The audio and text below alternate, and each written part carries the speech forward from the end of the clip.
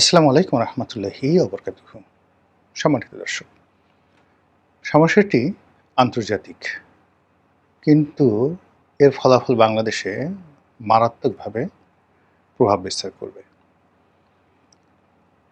Iran এবং আমেরিকার যে যুদ্ধ এবং একই সঙ্গে লেবানন এবং ইসরায়েলের যুদ্ধ, অথবা মধ্যপ্রাচ্যে এই মুহূর্তে যে ক্রাইসিস চলছে, এই ক্রাইসিসের ফলে বিশ্বের যে রাজনৈতিক সিস্টেমটা রয়েছে সেটি সম্ভবত তছনছ হতে বসেছে। যুদ্ধ এখন যে পর্যায়ে আছে, এতে করে ইরানের বিজয় মোটামুটি নিশ্চিত। অন্যদিকে আমেরিকার যে পরাজয়, এই পরাজয় মোটামুটি চূড়ান্ত। এখন কোনো মতে আসলে মুখ রক্ষা করার জন্য একটি চুক্তি বিটুইন আমেরিকা এবং ইরান, এখানে ইসরায়েলকে অরক্ষিত রাখা হচ্ছে। তো সেই চুক্তির মাধ্যমে আমেরিকা যতই বড়াই করুক না কেন, কিন্তু তলে তলে তাদের সর্বনাশ যা ঘটার ঘটে গিয়েছে। তাদের দীর্ঘদিনের মিত্র ইউরোপ, সেই ইউরোপের প্রায় সব দেশের সঙ্গে তাদের সম্পর্ক নষ্ট হয়ে গেছে। ইউরোপের যে সামরিক সংগঠন ন্যাটো,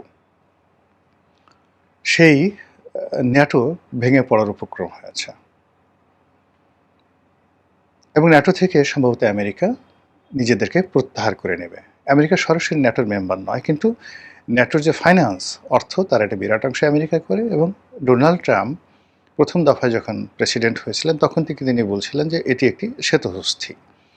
আর এই ইরান যুদ্ধে তিনি ন্যাটোকে জড়াতে চেয়েছিলেন, যেভাবে আফগানিস্তানের যুদ্ধে ন্যাটোকে মোতায়েন করা হয়েছিল। কিন্তু ন্যাটো এখানে সাড়া দেয়নি।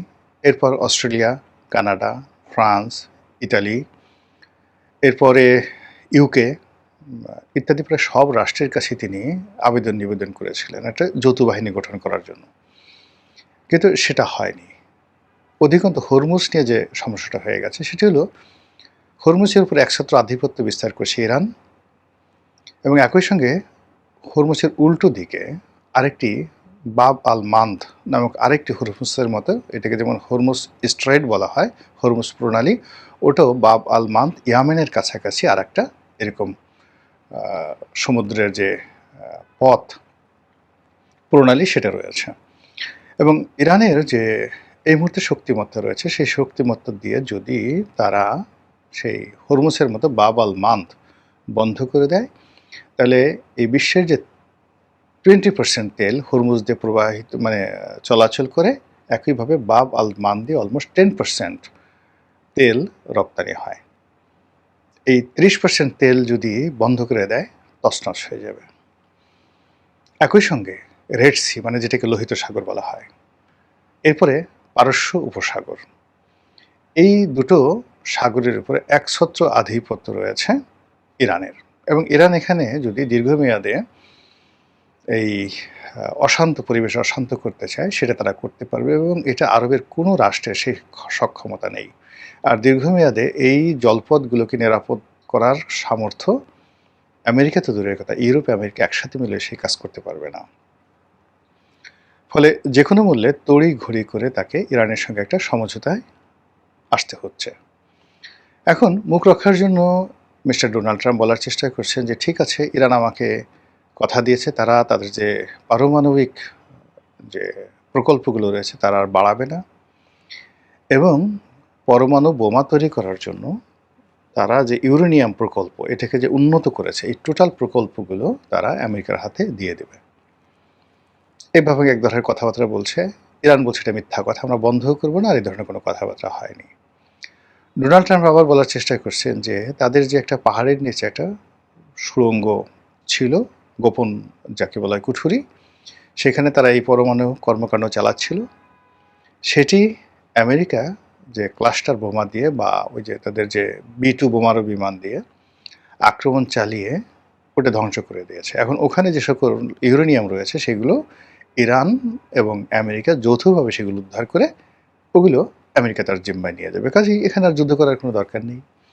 আমেরিকা যত সহজে তাদের মুখ রক্ষা করার জন্য যে সকল কথাবার্তা বলছে, ইরান সেগুলো রিফোল্ড করছে। ফলে কি হলো, এই যে আমি আজকের যে ভিডিওটি করছি, এই গত 48 ঘন্টা ইরান এবং আমেরিকার মধ্যে অন্ততপক্ষে ৪ থেকে ৫ দফা কথাবার্তা, কাউন্টার কথাবার্তা, তারপরে হরমুজ প্রণালী খুলে দেওয়া, হরমুজ প্রণালী বন্ধ করে দেওয়া, ইরানি বন্দরগুলোর উপর অবরোধ দেওয়া, আবার বন্দরগুলো থেকে অবরোধ তুলে নেওয়া, এই ব্যাপারে পাল্টাপাল্টি বক্তব্য চলছে। এই যে এরকম একটা স্ট্যাবল যে একটা অবস্থা বা আনস্টেবল যে একটা অবস্থা, স্টেবল অবস্থা ইরানের জন্য আর আমেরিকার জন্য আনস্টেবল অবস্থা যা চলছে, আলটিমেটলি এতে করে বিশ্ব মোড়ল হিসেবে সোভিয়েত ইউনিয়নের পর আমেরিকা সারা পৃথিবীকে যেভাবে শাসন করছে, শোষণ করছে, সারা পৃথিবীর সব কিছু যেভাবে নিয়ন্ত্রণ করছে, এই নিয়ন্ত্রণ তাদের থাকবে না। ফলে কী হলো, আমেরিকার যে সকল মাস্টার কোম্পানি, ধরুন বোয়িং, গুগল, মেটা, মানে আমরা যে ফেসবুক করি, তারপর এই যে টেসলা, জেনারেল মোটরস, সারা পৃথিবীর আইটি থেকে শুরু করে হলিউডের ফিল্ম ইন্ডাস্ট্রি, যা কিছুতে আমেরিকার প্রভুত্ব রয়েছে সেখানে রীতিমতো হাহাকার শুরু হয়ে যাবে এবং আমেরিকাতে একটি দুর্ভিক্ষ এবং মহামন্দা অনিবার্য হয়ে পড়বে। আমেরিকা কিন্তু বেশ কয়েকবার মহামন্দার কবলে পড়েছে। তারা প্রথম মহাযুদ্ধের পরে মহামন্দার মধ্যে পড়েছিল, আবার দ্বিতীয় বিশ্বযুদ্ধের পরও মারাত্মক মহামন্দার মধ্যে পড়েছিল। প্রথম মহাযুদ্ধে তারা অংশগ্রহণ করেনি, দ্বিতীয় মহাযুদ্ধে তারা অংশগ্রহণ করেছিল। তো প্রথম মহাযুদ্ধে তারা অংশগ্রহণ না করে কেবলই মাত্র আর্থিক বিনিয়োগ করেছেন।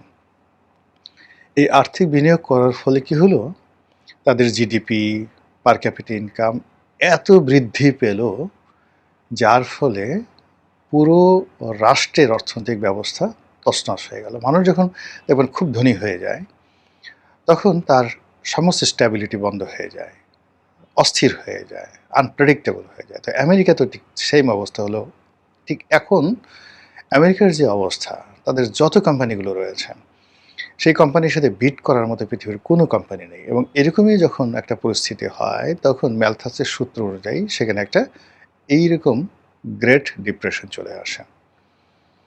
তো এখন কি হলো, আমেরিকার যারা ধনীর কোম্পানিগুলো আছে তাদের টাকা আছে, আর এই যুদ্ধের ফলে জ্বালানি অন্যান্য সেক্টরে যে সকল অভাব অভিযোগ দেখা দিয়েছে, তার ফলে ওখানকার মধ্যবিত্ত শ্রেণী এবং দরিদ্র শ্রেণী রীতিমতো পথে বসে যাবে। ফলে 1925, 26, 27, 28 থেকে 32 সাল পর্যন্ত তাদের যে মহামন্দা চলছিল, ঠিক ওইরকম একটা মহামন্দা তাদেরকে আক্রমণ করবে এবং সেই মহামন্দার কবলে পড়ে তাদের সাথে যারা সম্পৃক্ত সামরিক শক্তি, রাজনৈতিক শক্তি, অর্থনৈতিক শক্তি ভেঙে ছুঁড়ে তছনছ হয়ে যাবে। সৌদি আরব, কাতার, দুবাই, বাহরাইন, এ সকল দেশের শাসন ক্ষমতা পরিবর্তন হয়ে যাবে। আমাদের বাংলাদেশে ডক্টর মোহাম্মদ ইউনূসের জমানাতে যেভাবে প্রো আমেরিকান হওয়ার চেষ্টা আমরা করেছি, তাদের সঙ্গে যে চুক্তি করেছি, সেই চুক্তির ফলে আমরা আমেরিকার যে একটা চাপের মধ্যে আছি, সেক্ষেত্রে আমেরিকাতে যদি ডিপ্রেশন শুরু হয়, ওই চাপটা আমাদের উপর পড়বে। এবং মানুষ যখন দেখবেন যে বাঘ বা হাতি, মানে আমি একটা লেখায় লিখেছিলাম, হাতি কখন গু খায়, খুব বড় একটা, খুব ইন্টারেস্টিং একটা লেখা, এটা গবেষণা লব্ধ লেখা। অথবা বাঘ কখন ঘাস খায়, যখন বাধ্য হয়। তদ্রূপ এরকম বড় বড় ধনী রাষ্ট্র, তারা যখন বিপদে পড়ে, তখন আমাদের মতো দরিদ্র রাষ্ট্রের টুটি চেপে ধরে। আমাদের দেশ থেকে গম নিতে হবে, আমাদের দেশ থেকে তেল নিতে হবে, ইত্যাদি সব কিছু। ফলে এই যে আমরা এখন যে সমস্যার মধ্যে পড়েছি, এই সমস্যা আরও আমাদের জীবনকে দুর্বিষহ করে তুলবে। তো যেটা বলছিলাম, যে বিশ্বের এই যে মোড়লিপনা, একক কর্তৃত্ব, ভারসাম্যহীন যাকে বলা হয় একক কর্তৃত্বে আমেরিকা যেটা চলছিল, এটা অসম্ভব হয়ে যাচ্ছে এই ইরান যুদ্ধের পরিণতির ফলে। ফলে আমেরিকাতে সেনা বিদ্রোহ কখনো হয়নি, কিন্তু এই যুদ্ধকে কেন্দ্র করে অন্তত 40 জন 4-স্টার জেনারেলকে অবসরে পাঠানো হয়েছে। কেন? তারা যুদ্ধ করতে চায়নি। এবং একই অবস্থা হয়েছিল ভিয়েতনাম যুদ্ধের সময়। এই যে মোহাম্মদ আলী ক্লে আমরা যাকে বলি, তো মোহাম্মদ আলী ক্লেও এই ভিয়েতনাম যুদ্ধে যেতে চাননি। এই জন্য তার যে বিশ্ব চ্যাম্পিয়ন খেতাব আমেরিকান সরকার কেড়ে দিয়েছিল। ঠিক একই অবস্থা এখন আমেরিকাতে চলছে, তারা যুদ্ধ করতে চাচ্ছে না। তো এর ফলে কি হলো, পুরো ল্যাটিন আমেরিকা অর্থাৎ এই যে সকল দেশে সে মেক্সিকোর সাথে মাতুব্বরি দেখাচ্ছে, ভেনেজুয়েলার সাথে দেখাচ্ছে, ব্রাজিলের সাথে দেখাচ্ছে, আর্জেন্টিনার সাথে দেখাচ্ছে, এরপরে সে চিলির সঙ্গে দেখাচ্ছে, চিলির পাশাপাশি তাদের যে কিউবার সঙ্গে দেখাচ্ছে, এই পুরো মাতুব্বরিটা বন্ধ হয়ে যাবে। উত্তর আমেরিকা বলতে যে রাষ্ট্রগুলো বোঝায় কানাডা, সেই কানাডার সাথে তাদের সম্পর্ক অনেক আগের থেকেই খারাপ, এটা শূন্যতে চলে আসবে। এদিকে সাইবেরিয়া যে অঞ্চলটি তারা কিনে নিয়েছিল, এটা পার হলে রাশিয়া, ফলে রাশিয়া এত সহজে আমেরিকাকে ছাড়বে না।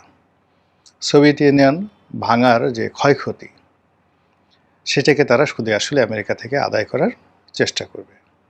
ওদিকে গ্রিনল্যান্ড নিয়ে ইউরোপের সাথে তাদের যে দ্বন্দ্ব সংঘাত, এবং এখন সারা দুনিয়াতে যেভাবে ডলার দাপিয়ে বেড়াচ্ছে, আমাদের যেমন বাংলাদেশে টাকা ছাপাতে হলে একটা নির্দিষ্ট পরিমাণ গোল্ড, স্বর্ণ বাংলাদেশ ব্যাংকে রিজার্ভ রাখতে হয়, কিন্তু পৃথিবীর একমাত্র মুদ্রা, সব দেশই এই নিয়মটা ফলো করে, কিন্তু একমাত্র মুদ্রা ডলার, যেটা ছাপানোর জন্য আমেরিকার যেটা ব্যাংক অফ আমেরিকা, তারা কোনো নিয়মকানুনের তোয়াক্কা করে না, শুধুমাত্র বিশ্বাসের উপর ডলার চলছে, ইচ্ছা মতো তারা ছাপাচ্ছে।